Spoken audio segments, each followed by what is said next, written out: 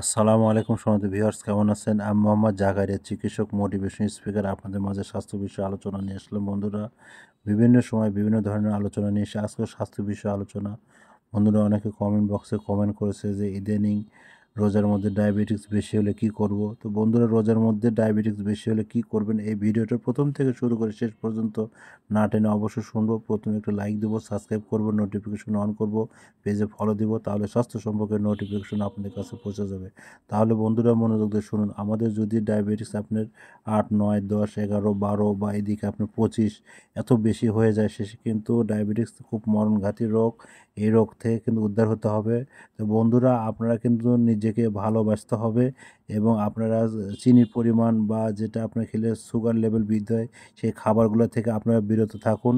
নিজেকে সুস্থ রাখার আরও যেগুলো খাবারগুলো আছে সেগুলো এবং কার্বোহাইড্রেট বা অন্য অন্য খাবারগুলো আপনারা কম খান, বা আপনারা রুটি খান, বা প্রাথমিকভাবে অন্তত স্বাস্থ্য কমপ্লেক্সে যান, বা যেখানে আপনার চিকিৎসা নেন সেখানে যে একটু আপনার হোমায়ার টেস্ট করেন বা ইনসুলিন লেভেল কত আছে সেটা চেক করেন। মাঝে মাঝে একটু চেক আপ করবেন। আর এই ধরনের অসুখ যদি কোথাও যদি কোনোভাবে ভালো নয়, আমার 100 বছরের প্রতিষ্ঠান, আমার এখানে আপনারা যোগাযোগ করতে পারেন। তো বন্ধুরা, এতক্ষণ মনোযোগ সহকারে দেখার জন্য আপনাদের সবাইকে থ্যাংক ইউ, সবাইকে ধন্যবাদ।